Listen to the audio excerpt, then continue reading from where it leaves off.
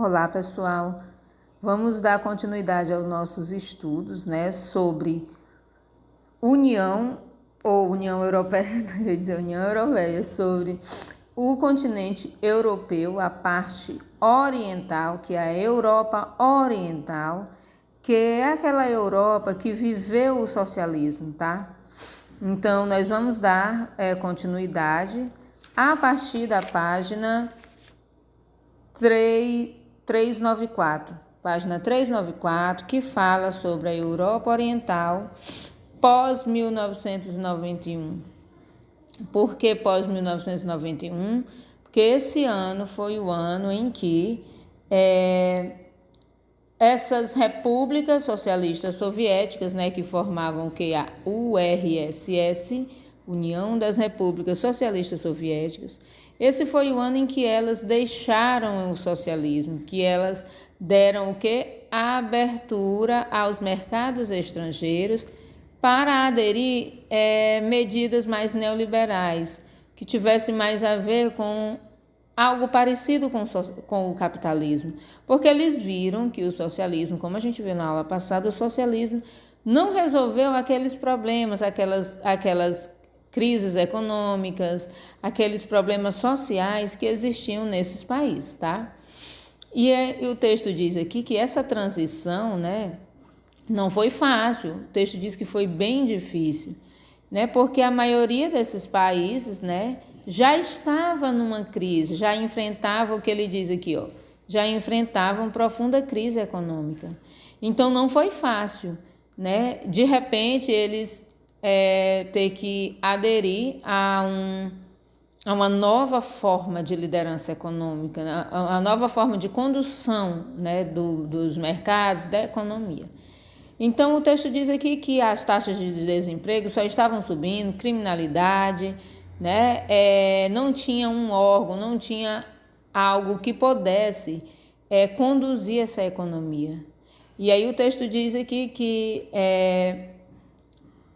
uma pequena elite, né, passou a monopolizar, ou seja, ficar como se fosse assim, um pequeno grupo que passou a produzir, né, dar entrada nesses setores produtivos, né, que passou a ser a elite produtiva. E o texto fala também sobre a questão da desigualdade social, né? Foi marcada pelo número crescente de milionários, ao mesmo tempo em que os níveis de pobreza aumentavam. Então, como surgiu essa elite, a coisa ficou meio que desigual, uma má distribuição de renda, e isso causou essa situação de um pequeno grupo de pessoas milionárias ao lado de pessoas pobres que passavam necessidade. E o texto cita algumas regiões, né, como Belarus, né, são territórios que ficaram com um nível mais baixo de desenvolvimento. Então, essa situação ela perdurou por muito tempo e ela só começou a melhorar a partir do início do século XXI, já depois dos anos 2000. E a maior parte dos países, né, ainda apresenta dificuldades econômicas, e isso só se agravou com a crise que teve em 2008. Que a crise no mundo todo, mas aqueles países que já estão mais enfraquecidos, eles terminam sofrendo um pouco mais. E aqui o texto fala, né, que mesmo tendo esse autoritarismo, né, de um lado, ao mesmo tempo algumas pessoas tinham aquele sentimento de nostalgia. Por quê? Porque algumas pessoas ainda tinham aquele saudosismo em relação ao socialismo, quando por algum momento toda a renda, tudo que era que os países, né, tudo que a URSS produzia era repartido por igual. Então, algumas pessoas ainda traziam consigo essa nostalgia, essa saudade daquele período do socialismo. Porém, não foi por igual, ele não foi benéfico para todos, né? E aí o texto fala também que essas pessoas que ficavam ainda com esse saudosismo é porque tinham sofrido opressões com seus governos em governos anteriores. Então, quando esse socialismo começou, em alguns lugares houve sim uma qualidade nos serviços públicos, desenvolvimento de infraestrutura, tá? Então, assim, é como se fosse assim, de tudo foi ruim, não chegou no objetivo, né, que eles realmente queriam, mas em alguns lugares teve sim alguma vantagem, uma certa vantagem, e isso fez com que as pessoas ficassem meio receosas de entrar num novo sistema, né, que era o capitalismo. A página 395 fala da Rússia, assim, separadamente. A retomada, né, da expansão econômica. Por que da Rússia separadamente? Porque a Rússia sim, o país mais importante, ou o país mais industrializado dos que formavam essa URSS, tá? Lembrando que eles se separaram e aí a Rússia, né, foi quem conseguiu sair à frente, né? Passou por uma profunda crise, né, dos anos 1990 até os anos 2000, onde nessa crise também a população passando necessidade, com isso a pobreza, a desnutrição, causou sim altas taxas de mortalidade. Mesmo nascendo pessoas, a taxa de mortalidade estava acima da taxa de natalidade. Então essa grave recessão, né, desvalorizou a moeda, fez com que a moeda não tivesse valor, as pessoas entrassem no endividamento e desemprego, fazendo com que o país todo tivesse que deixar de pagar suas dívidas. É o que ele fala aqui, ó, moratória. O país decretou estado de moratória, ou seja, o país deixou de pagar suas dívidas porque não tinha dinheiro. E com isso, né, o Fundo Monetário Internacional foi quem destinou o pacote de ajuda ao país. Isso fez com que no governo de Boris, ela tentou se reerguer, mas não deu certo, né? Como vocês observam. E quando começou o governo de Vladimir Putin, é que deu uma certa elevada, né? Mesmo tendo uma crisezinha aqui em 2016, mas conseguiu sair, né? Tanto que o texto fala aqui que a partir de então a Rússia passou a apresentar um rápido crescimento econômico, beneficiado por uma alta no preço de recursos Desculpa, pessoal, eu tive que atender aqui uma pessoa, um chamado. A aula gravada em casa é assim mesmo. Vamos continuar. Então, gente, a Rússia, então, começou a crescer após um certo período, 2004 mais ou menos, anos 2000, começou, né, com essa ascensão, e o PIB russo, né, fez com que o país, em 2006, juntamente com Brasil, Índia, China e África do Sul, formasse o grupo dos países emergentes, ou seja, os BRICS, a sigla Brasil, Rússia, Índia, China e África do Sul, que vocês já conhecem, a gente já estudou sobre os países emergentes, que são aqueles países que, embora tenham um desenvolvimento econômico, abertura aos mercados estrangeiros, mesmo assim ainda não é considerado desenvolvido, devido a sua situação social não está tão resolvida, ainda ter graves problemas sociais, tá? E é isso que o texto fala aqui, que essa crise econômica foi no Brasil, global, foi no mundo todo, né? Mas, claro, que aqueles países que já estavam em situação difícil só continuaram, né? E demoraram até para se reerguer. E o texto cita também que o déficit previdenciário na Rússia, né? Ou seja, a população de idosos estava aumentando e isso estava afetando o crescimento, porque tinha pouca gente para trabalhar, que ele cita aqui, ó, a oferta de mão de obra, a falta da oferta de mão de obra. Isso fez com que tivesse mais idosos, causando o quê?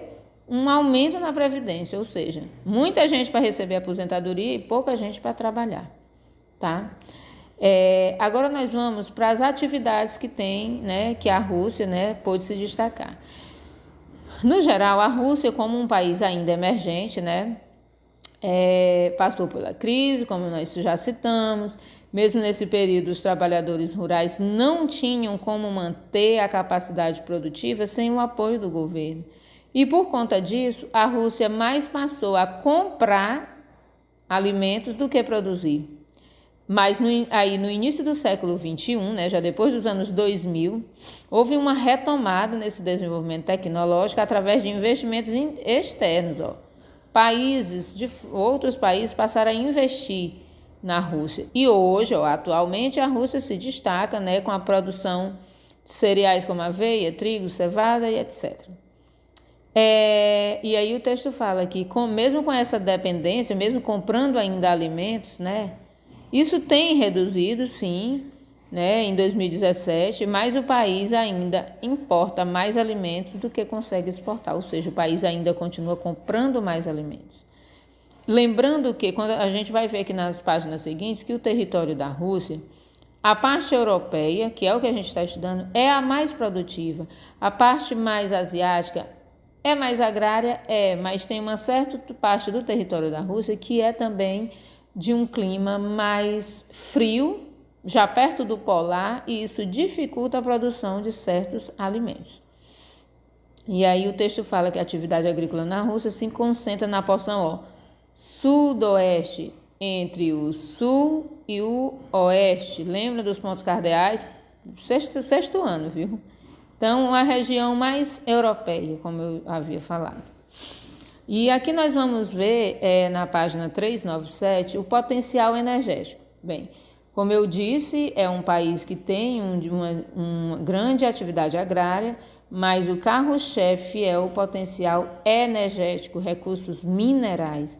Então, a Rússia se destaca como uma grande potência, é a maior produtora e a segunda maior exportadora de petróleo. Então, ela produz e exporta muito, ficando atrás, no caso do petróleo, atrás da Arábia Saudita, e do gás natural fica atrás dos Estados Unidos, mas está sempre no topo nessa questão de potencial energético, tá?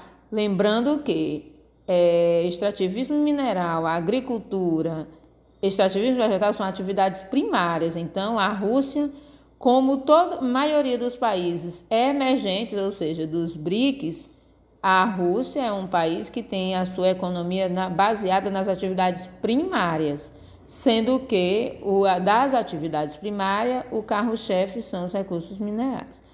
E o texto fala que o país, retomou sua eficiência, de exploração de recursos por meio de desenvolvimento tecnológico, desenvolvendo, esse setor através de investimento, comprando máquinas, e sempre é voltado para essa área dos recursos minerais devido às suas grandes reservas. Então, a localização, o território em si já favorece. Como eu disse, lembrando aqui dos pontos cardeais, vamos ver aqui, sul, e o oeste. Então, essa região aqui é a maior produtora agrária, estou riscando o mesmo livro que é para vocês entenderem, produtora agrária e também de recursos minerais, tá? Sendo que por outras partes do território também tem reservas minerais, como o próprio mapa mostra aqui para vocês, tá?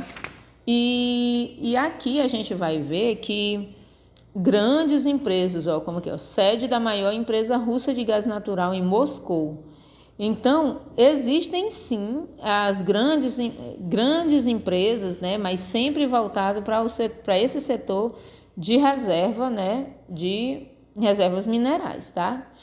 Aí o texto fala aqui do principal desafio para levar a Rússia ao topo das potências energéticas é a exploração de reservas de petróleo localizado no Oceano Glacial Ártico. Mas o que é que dificulta? Por que a Rússia, tão pertinho, ainda não conseguiu? Devido à questão de o quê? Tem que ter parcerias com empresas transnacionais, ou seja, multinacionais, que possam, facilitar eles enfrentarem a questão do clima. Devido às dificuldades do clima, a região ser muito isolada, o solo ser de difícil perfuração devido às camadas de gelo, faz com que o país não tenha condições de avançar nessa área, tá? Nessa área que eu digo, na área mais gelada, na parte mais próximo do Oceano Glacial Ártico, tá? Que banha, assim, uma parte da Rússia, como vocês podem ver aqui, o Oceano Glacial Ártico banha a Rússia. Então, Essa área aqui praticamente não tem como produzir. E o que eles querem é conseguir investimentos para que eles possam desenvolver as atividades energéticas nessa área.